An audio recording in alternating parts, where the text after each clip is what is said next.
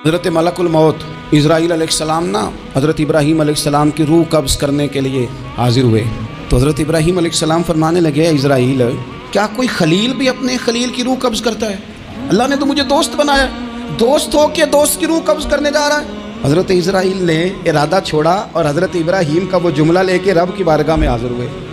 अर्ज़ की मालिक जनाब इब्राहीम अलैहिस्सलाम ने फरमाया है कि अल्लाह की बारगाह में अर्ज़ करो कि मालिक क्या कोई खलील भी अपने खलील की रूह कब्ज़ करता है? तो रब करीम ने फरमाया अब मेरा भी पैगाम जाके जनाब इब्राहीम को दे दो, उनसे जाके कहो रब फरमाता है क्या कोई खलील भी अपने खलील की मुलाकात को नापसंद करता है? आपको तो मिलने को बुला रहे हैं, मौत तो एक पुल है, यहाँ से गुजरेंगे तो जाके महबूब से मिलेंगे। हज़रत सैयदना इज़राइल अलैहिस्सलाम पैगाम लेके आए और कहा है अल्लाह के खलील रब फरमाता है क्या खलील भी खलील की मुलाकात को? तो हज़रत इब्राहीम तो खोल के रोए, कहने लगे अब देर न कर, अब ज़रा जल्दी ले